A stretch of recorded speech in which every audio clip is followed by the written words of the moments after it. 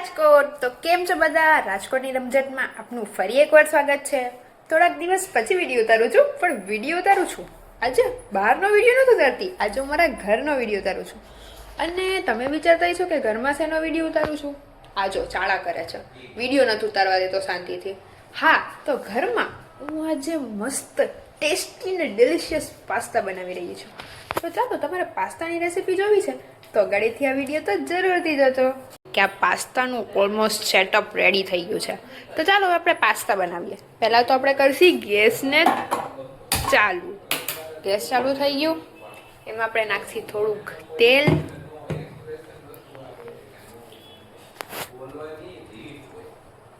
આપણા પાસ્તા પ્રમાણે આપણે થોડુંક તેલ નાખી દઈશું.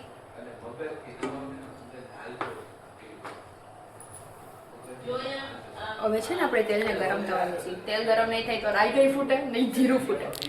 એ નહીં ફૂટે તો વસ્તુ મજા નહીં આવે ખાવાની. એટલે પહેલાં આપણે તેલને ગરમ થવા દઈશું. પછી આપણે ખોલશું સ્પેશિયલ મસાલાવાળો ડબ્બો. હાલો એક ચમચો એ તો કાઢી લે, ચમચાની તો જરૂર પડશે ને. ધીસ ઇઝ ચમચા. આનાથી જ મારા ભાઈને છે ને મારવો છે. બહુ મસ્તી કરે છે, મને બહુ હેરાન કરે છે. હાલો તેલ ગરમ થઈ ગયું છે.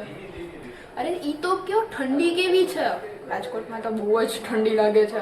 9 ડિગ્રી સેલ્સિયસ પર ને એમ વહી જાય છે, ખબર છે તમને? મને તો ઘરથી બહાર નીકળવામાં પણ થઈ જાય છે. એટલે આજે તો રવિવારમાં તો ઘરમાં જ રહેવાનું, બહાર નહીં જવાનું, ઠંડી લાગે. હાલ તેલ વેલું ગરમ નથી થતું ઠંડીમાં.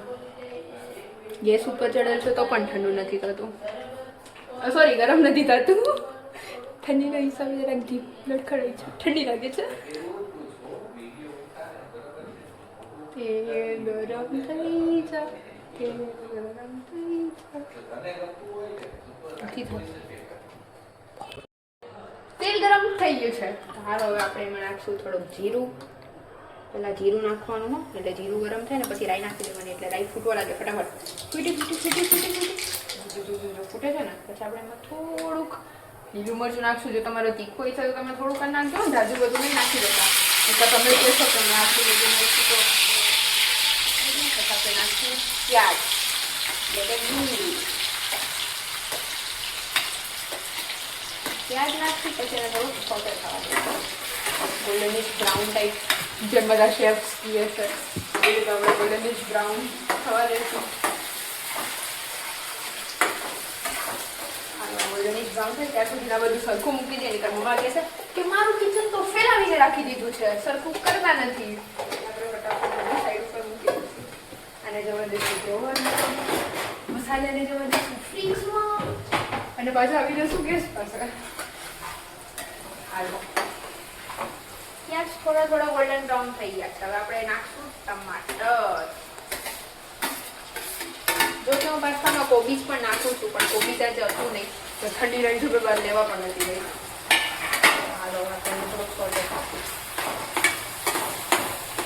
હા, ડુંગળી ટમેટાથી અમે વટાણા અને ગાજર નહીં ખાતા, પણ એમાં પાસ્તા નીકળે એની સાથે જ બોઇલ કરી દેતા, કેમ કે એને પછી અલગથી બોઇલ કરવા પડે અને આમાં છે ને બોઇલ્ડ ના થાય, એટલે એને પાસ્તા સાથે જ બોઇલ કરી દીધું. હવે બધા શેફ એમ કહીએ કે ટમેટાને તમારે જલ્દી પકાવવું હોય ને તમારે એમાં થોડુંક નમક નાખવાનું. આપણે પણ આમાં થોડુંક નમક નાખીએ. નમક, સ્વાદ અનુસાર મીઠું, થોડું મીઠું, અને પછી આપણે પાસ્તાનું મીઠું છે ને પાસ્તા બોઇલ કરવા ત્યારે નાખી દેવાનું. પછી આમાં સબ્જી પ્રમાણે ખાલી થોડું મીઠું નાખવાનું. હવે આને થોડુંક આપણે પકવા દઈએ.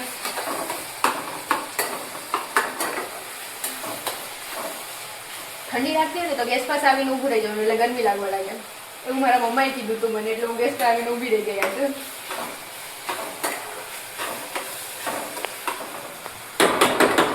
હવે મેં મસાલાની ગ્રેવી કરી છે. એમાં લાલ મરચું, ધાણા જીરું પાવડર અને થોડીક હલ્દી અને પાણી નાખીને મિક્સ કરી દીધું, અને આપણે પાસ્તામાં નાખી દઈશું. ઓકે, અને આપણે હલાવશું. હવે જારીનભાઈ વિડીયો કરી રહ્યા છે ને પછી આપણે થોડુંક પાણી માંગશે કે ભાઈ ગ્લાસ ભરીને થોડુંક પાણી દઈ દો એટલે મસાલા બળી નહીં જાય.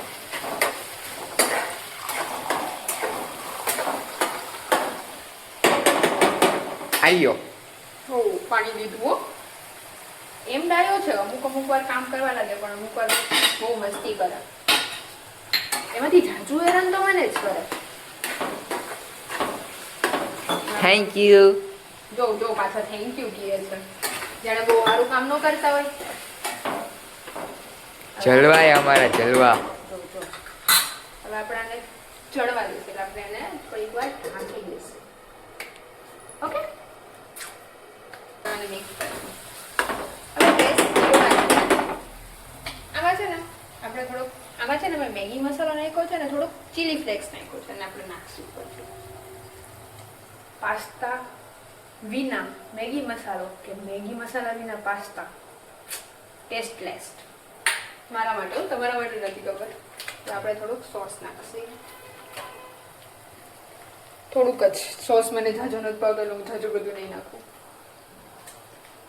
હવે જે ભાઈ કહે છે કે થોડોક શેઝવાન સોસ નાખો શેઝવાન ચટણી ટ્રાય નથી કર્યું કોઈ દિવસ પણ ટ્રાય કરું છું એટલે હું થોડુંક જ નાખીશ. એક તીખું લાગે તો મારે ક્યાં જવું બનાવ્યા મેં એમ નહીં ખાવું. This is not possible. આપણે એને હલાવીએ. જો તમે જોઈ શકો છો બીજું તમે કેવા મસ્ત એમ સોતે થઈ ગયા છે મસ્ત ચડી ગયા છે. હા ટેસ્ટ ખુશ્બુ આવી રહી છે. ભાઈ તને ખુશ્બુ આવે છે? યા. તો પછી નહીં આવતી એમ બોલો ને તો તને ખાવાય નહીં દે બરાબર. તો મમ્માને કે મમ્મા શું કરે? અરે એ વાત તમે વિચાર કરો કે પાસ્તા બધા માટે બનાવું છું પણ પાસ્તા અમારા 3 ભાઈ બહેન માટે જ છે. મમ્મી લોકો તો બહાર છે ને પાવભાજી ખાવાના છે પાવભાજી. અમારા વિના ખાવાના છે પણ અમે શું કરીએ એ લોકોને પાસ્તા ભાવતા નથી એટલે હવે આપણે આમાં નાખી પાસ્તા. આમ થોડાક નાખતા જવાનું. આટલા બધા સાથે નાખી દેશો તો હલશે નહીં એટલે મિક્સ નહીં થશે. જો ને બધું નીચે પડે છે કે તારી સ્વાને કંઈ બનાવતા નથી આવડતું. સાચી વાત છે નથી જ આવડતું. શું કરવું? આપણે આમ થોડુંક નાખીને મિક્સ કરતા જશે એટલે મસાલો નીચે નહીં રહી જાય અને પાસ્તા મસ્ત મિક્સ થઈ જાય. ના ભાઈ પકડી લઈશું. તમને વટાણા દેખાય છે ને કે તમે એમ કહેશો કે ક્યાં છે વટાણા? તમે તો અમને કીધું પણ દેખાતા નથી. હા જો વટાણા ને ઓરેન્જ દેખાય ને. ગાજર પણ થોડુંક નાખ્યું છે. ગાજર મીઠું હતું ને એટલે થોડુંક જ નાખ્યું. આટલામાં જ હાંડી તો ભરાઈ ગઈ. હવે બીજા ક્યાં નાખવા અમારે તો આપણે નાખી. શું કે રાજકોટ કેવા દેખાઈ રહ્યા છે પાસ્તા?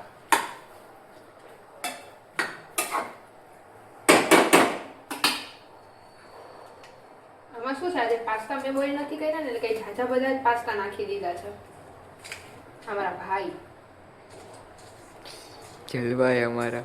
પછી જલવા કર્યા રાખે છે. બધું નીચે ઢોળાય ને મારે શું કરવું બોલો તમે. હવે આપણે એને મિક્સ કરવાનું છે.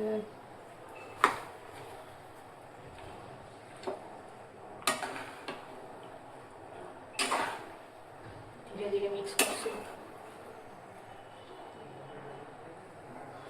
ધીરે ધીરે મિક્સ થાય છે. આ જો પાસ્તા મસ્ત મિક્સ થઈ ગયા. તમે વિચારતો હશો 3 જણ આટલા બધા પાસ્તા ખાઈ હશે પણ એવું નથી.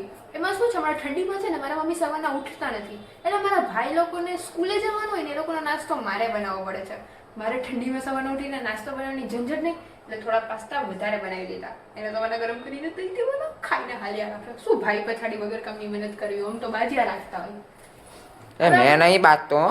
બાજસ જ તું. રહેવા દે. હું નથી બાજતો. બાજસ જ. એ લોકોને શું ખબર? એ લોકો થોડી ઘરમાં જોવા આવે છે.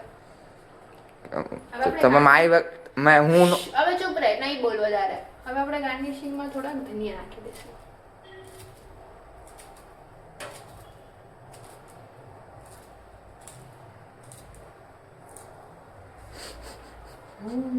ખૂબ બધા ધનિયા વગર તો કોઈ પણ વસ્તુ મને મજા જ નથી આવતી ખાવાની.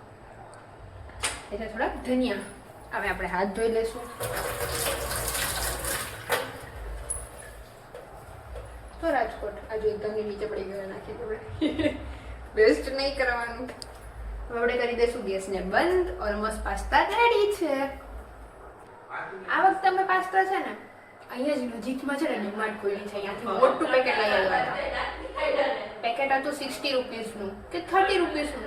ના 60 રૂપીસનું. 60 રૂપીસનું હા હતું. જો ભાઈને યાદ છે 60 રૂપીસનું હતું. અમારા 4 વારના પાસ્તા બની ગયા છે અમારે. જો તમારા ડીમાર્ટમાં જવું હોય ને તો માધાપર જ પાસે નવી ડીમાર્ટ ખોલી છે. જરૂરથી અહીંયા વિઝિટ કરો. મસ્ત બધી વસ્તુઓ મળે છે. અને આવા જ મારા મિની બ્લોગ્સ જોવા માટે મને લાઈક શેર ને ફોલો તો જરૂરથી કરી દેજો. અને કોમેન્ટમાં કહેજો પાસ્તા તમે ચાખવા તો નહીં આવી શકશો પણ દેખાવમાં કેવા લાગી રહ્યા છે મને જરૂરથી કોમેન્ટ કરજો. Tata bye bye.